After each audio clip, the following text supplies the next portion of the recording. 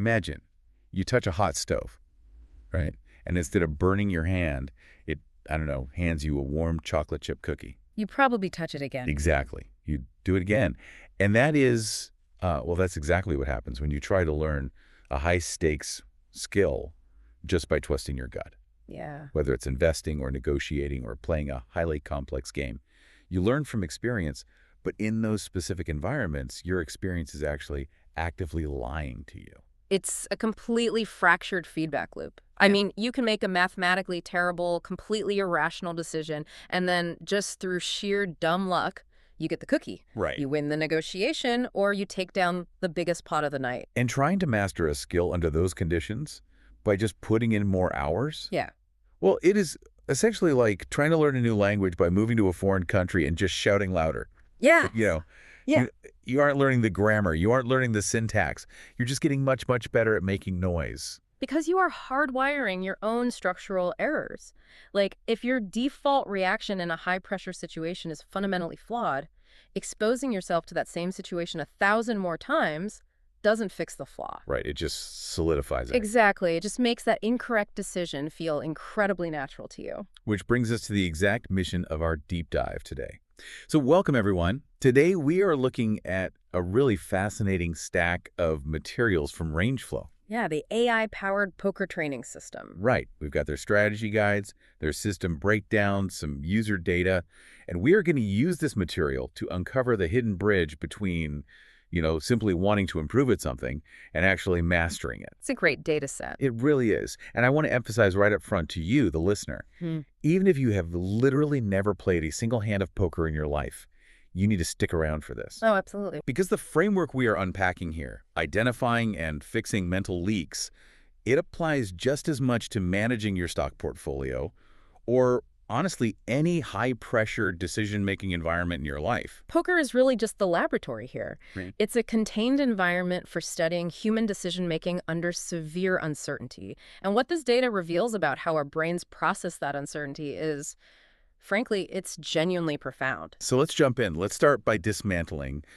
probably the most common piece of advice given to anyone trying to learn a new skill, the old adage to just play more. Right, the volume myth. Yeah. The materials we're looking at take an absolute sledgehammer to the idea that sheer volume is the answer. They really do. They draw this incredibly sharp line between passive and active learning. I love the analogy they use. They equate watching a 45-minute YouTube video of a professional poker player to watching the Food Network. Right. Like, you can watch someone cook for an hour, but you can't expect to suddenly become a Michelin star chef just from watching.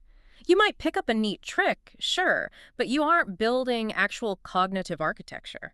But, and I want to push back on this a little bit here. Sure. We started with that hot stove analogy, which totally makes sense for why bad decisions can get rewarded. Yeah.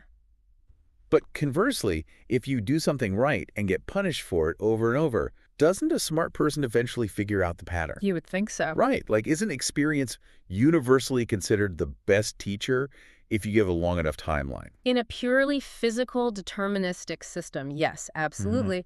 But poker, and again, business, investing, life in general, these are probabilistic environments. They are governed by heavy variance. Okay, meaning what, practically? Meaning you can make the absolute perfect, optimal decision, and just because the cards fall a certain way or the market takes a weird dip, you lose everything. Oh, Yeah. So without an objective, data-driven system to tell you the difference between a bad decision and a bad outcome, your own brain tricks you. It literally punishes your brilliance and rewards your mistakes. which brings us to what the people who actually see a steady upward curve in their skills are doing differently, because they aren't just logging mindless hours at the table. No, not at all. The data breaks down the specific routine of the serious grinder, and honestly, it is shockingly brief. We're talking about a 20-minute daily active training routine. Right. They aren't quitting their day jobs to stare at 12 screens for 8 hours a day. It is highly concentrated, systematic focus. So how does it break down?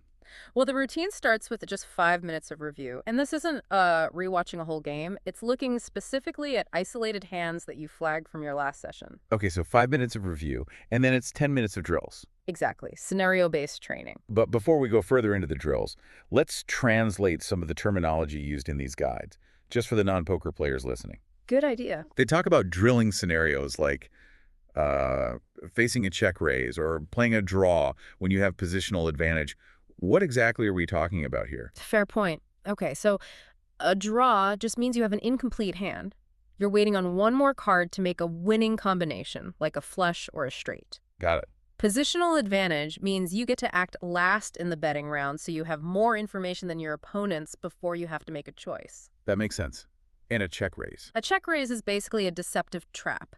You pretend to be weak by passing your turn checking, waiting for your opponent to bet, and then you aggressively raise the stakes. Okay, so in these 10 minutes of drills, you are repeatedly facing these very specific high-stress scenarios over and over. Yes, exactly. And finally, the routine ends with 5 minutes of concepts. Just one bite-sized theoretical idea, not some sprawling hour-long lecture. Right. And if you extrapolate that out, just 20 minutes a day equals over 120 hours of focused, targeted study over a year. That's massive. It is. And the guides map out the week 1 progression, which is fascinating. Day 1, you run the drills, and the ones you miss are completely eye-opening. You realize where your blind spots are immediately. Yeah.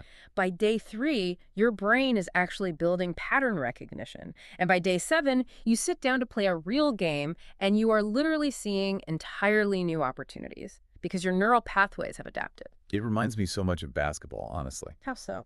Well, that 10-minute drill section, it is the difference between going to the park and playing an exhausted, emotional, chaotic pickup game every single day versus walking into an empty gym, standing at the foul line, and methodically shooting 1,000 free throws. Oh, that's a perfect analogy. Like, you do it until the mechanic is pure muscle memory. Because in the pickup game, your cognitive load is totally maxed out just trying to survive the chaos. You're worrying about the score, the guy elbowing you, who is watching from the sidelines. But in the empty gym, you isolate the mechanic. You build the architecture of the skill in a sterile environment so that it holds up automatically when the pressure is actually on. But that sterile environment isn't the real world. Right. So how do we translate that perfectly practiced free throw into the final seconds of a championship game? The RangeFlow materials spend a lot of time on systematizing the actual playing session itself. Pre-game, in-game, and post-game. Because otherwise, we all suffer from wild inconsistency. Oh, absolutely. We've all felt that roller coaster. You know, you walk into a meeting on Monday feeling like a psychic, reading the room perfectly. Yeah. But by Friday, you are second-guessing every single word out of your mouth. And what the data actually tells us about that roller coaster is that it's not just natural human variance or like being tired. It is a fundamental strategy problem. Caused by what? Caused by relying on your feelings in the moment rather than a predetermined framework. Okay, so let's look at that framework. The pre-game ritual they outlined is just 5 minutes. You review your last 3 sessions, and you pick exactly one focus point for the entire night. Just one. Like, tonight, my only focus is I am going to aggressively check raise the flop more when I have a draw. But wait, isn't that counterintuitive? How do you mean? Well, you'd think focusing on one single move for a 5-hour session would make you totally blind to everything else happening at the table. Yeah. And wouldn't it make you incredibly predictable? It seems that way, yeah, but it actually does the exact opposite. Because the goal isn't to force that play every single time you touch the cards. Okay. It is about deliberately training your cognitive bandwidth. You are training your brain to subconsciously recognize the opportunity for that specific play. I see. Once recognizing a complex opportunity becomes automatic, it frees up space in your working memory. Yeah. Eventually, you can handle 5, 10, 20 complex concepts at once without getting overwhelmed. Because you're installing the software one background program at a time. Exactly. And then, once you're actually in the game, there's this fascinating rule. When you are not actively in a hand, you are still playing. Yes. You are supposed to be building mental models of the table. Like who is tilting, meaning, who is emotionally compromised, who has been getting terrible cards for an hour and is getting visibly impatient. It's all about gathering free data. Most people miss this entirely because the second they fold their cards, what do? Pick up their phone. They pick up their phone and start scrolling. They completely check out of the ecosystem. Right. And then there's the post game. This is defined as a 15-minute window right after you finish, when the emotional memory of the session is still fresh. Very important window. And the rule is, you aren't supposed to review the biggest pots you won or lost. You're supposed to flag 2 to 3 specific decision points where you felt uncertain, where you hesitated and ultimately just went with your gut. Yeah. This is where the AI comes in. Yeah. But how exactly does an AI analyze a gut feeling? So it takes the specific parameters of that exact scenario. Your cards, the opponent's betting history, the size of the pot, the position, and it runs thousands of mathematical simulations in seconds. Wow. Then it shows you the exact expected value of your emotional impulse versus the mathematically optimal decision.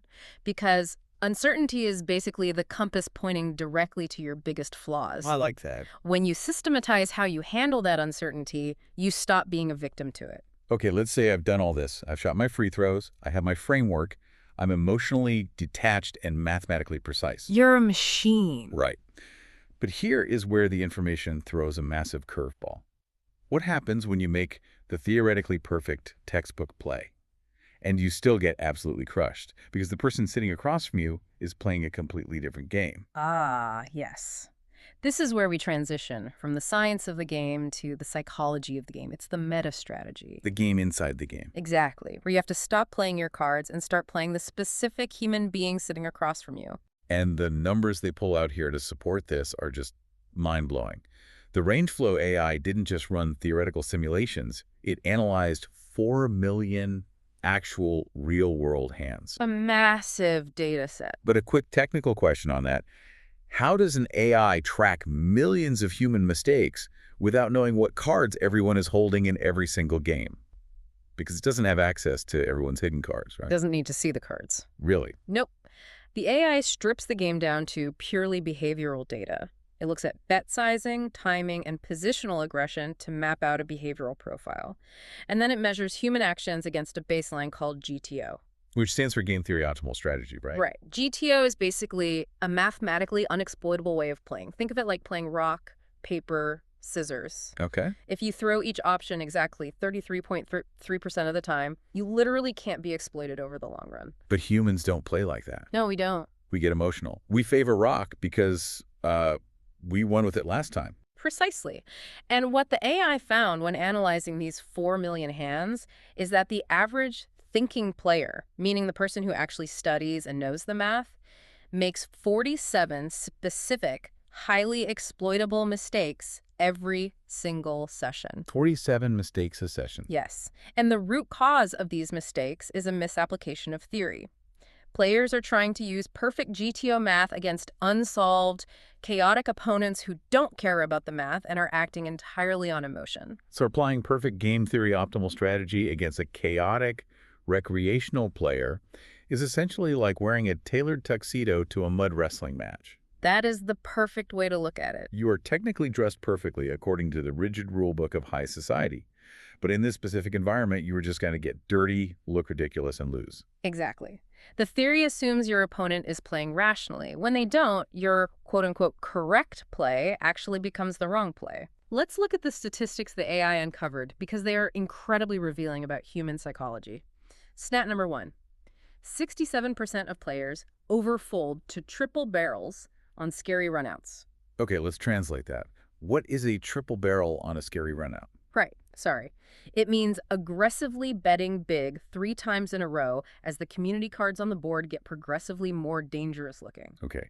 And why do 67% of people fold to that, even when the underlying math says they shouldn't? Because it triggers our biological fight-or-flight response. It's pure loss aversion. Really? Yeah, the human brain hates losing more than it loves winning. So when an opponent shows relentless aggression and the environment looks threatening, our instinct is to retreat and protect what we have left, completely regardless of the mathematical probabilities. Wow. Okay, what's the next step?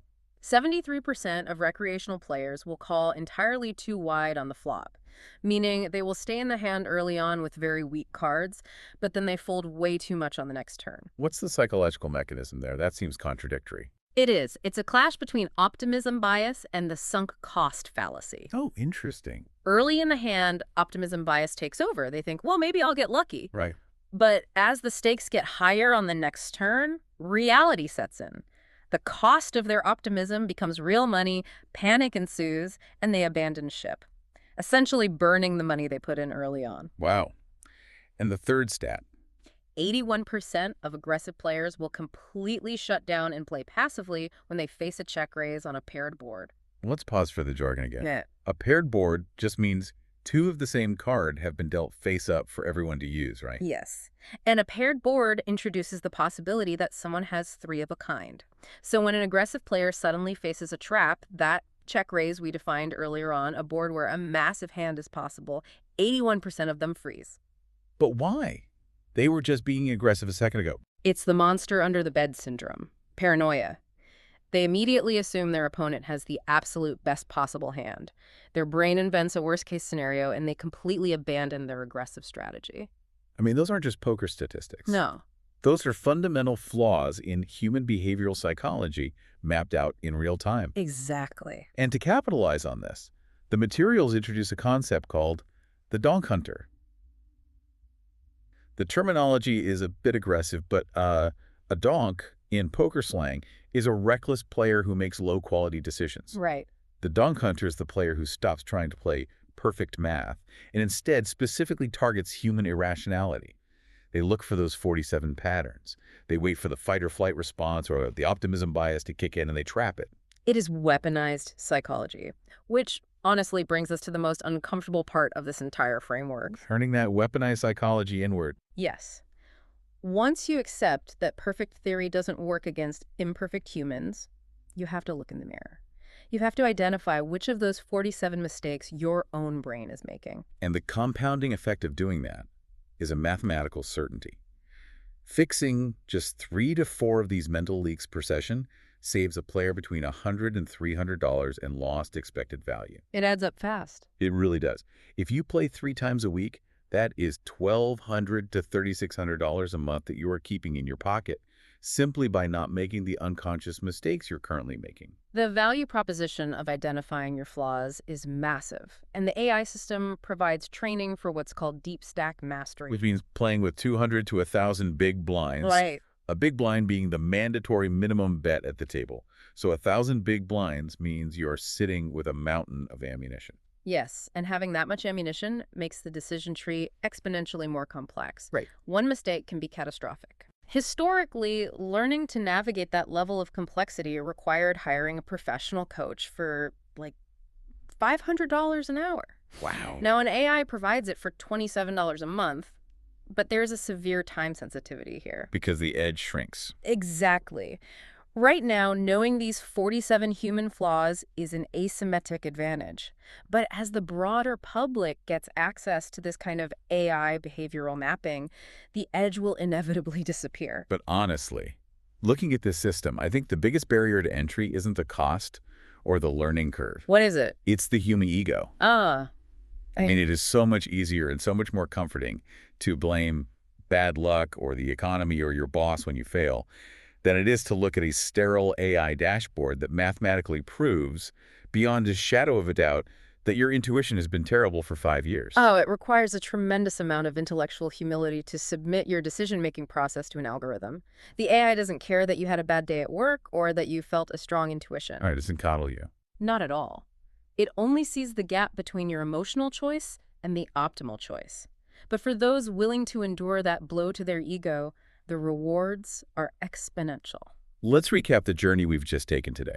We started by dismantling the incredibly destructive myth of just putting in volume and hoping for the best. The volume myth, yes. We replaced that with a 20-minute daily framework of active, isolated drills. We looked at the necessity of pre- and post-session rituals to remove emotional variance. And finally, we explored the metagame, how analyzing millions of data points reveals the predictable psychological mistakes that real human beings make under pressure. And the core question you have to ask yourself, whether you are prepping for a tense salary negotiation, trying to master a complex new software system at your job, or sitting at a casino table, remains exactly the same. Which is? Are you passively logging hours and hoping for improvement, or are you actively hunting your own cognitive leaks? Are you relying on the flawed feedback of your own experience, or are you seeking objective data to rewire how you think? That leaves me with a final, somewhat provocative thought for you to ponder long after this deep dive is over. We just saw how an AI can digest 4 million hands of a game without even looking at the cards, and definitively map out exactly how and when human beings act irrationally under pressure. Yeah. It found 47 specific ways our brains short-circuit due to fear, optimism, and ego. So if it can map the exact boundaries of human irrationality for a card game, what other areas of our daily lives contain hidden, exploitable patterns that an AI could map out tomorrow? That is a fascinating thought. Think about your stock trading history. Think about your driving habits. Think about your online shopping behavior late at night when you're tired. What happens when this behavioral mapping, this game inside the game, is applied to absolutely everything we do? It changes everything. It really does. Because if algorithms are currently learning the grammar of human irrationality, you really don't want to be the one just standing there shouting louder in a foreign language.